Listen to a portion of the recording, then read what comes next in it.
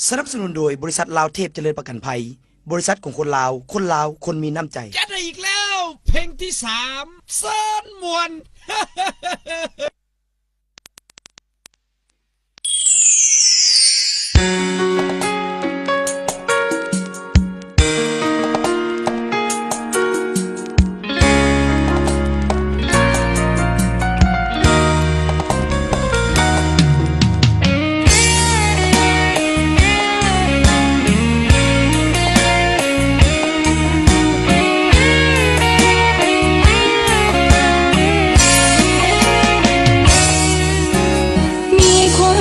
อยู่บ่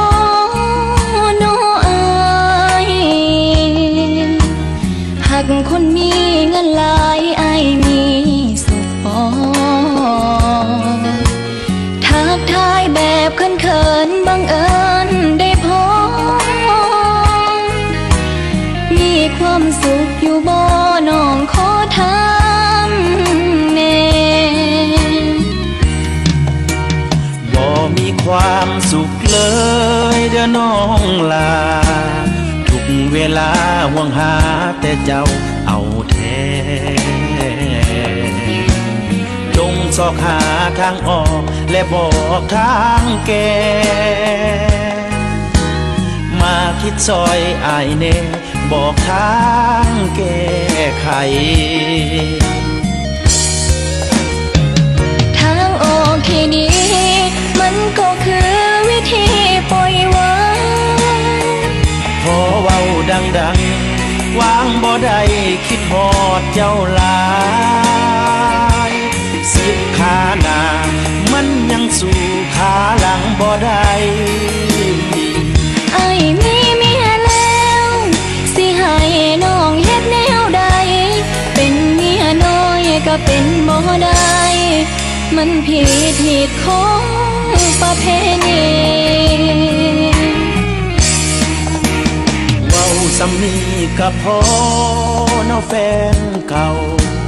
หลายคนแนมเบิ่งเฮาแล้วมันบ่ดีย่านเขาคิดเลียงลัดว่านัดกันอีหลีแต่ความจริงมื้อนี้พบกันด้วยความบังเอิญ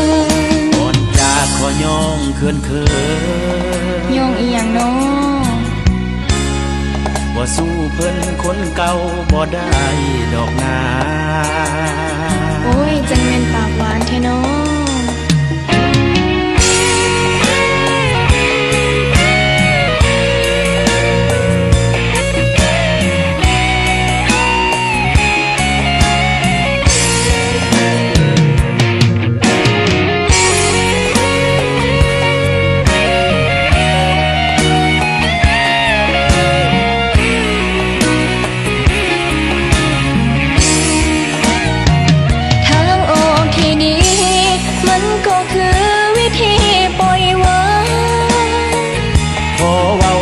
ดังๆวางบ่ได้คิดฮอดเจ้าหลา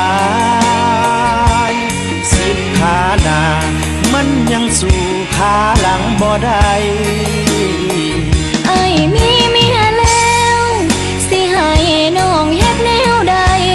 เป็นเมียน้อยก็เป็นบ่ได้มันผิดของประเพณีเว้าสำนีก็พอเนาะแฟนเก่า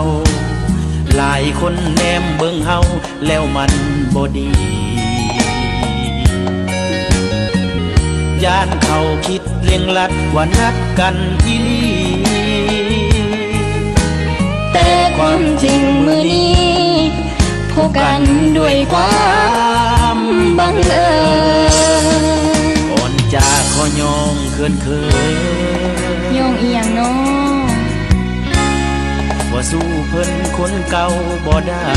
ดอกนาโอ้ยจังแม่นปากหวานแท้น้อ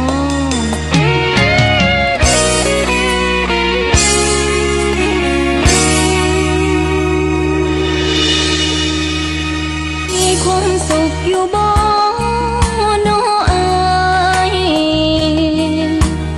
ห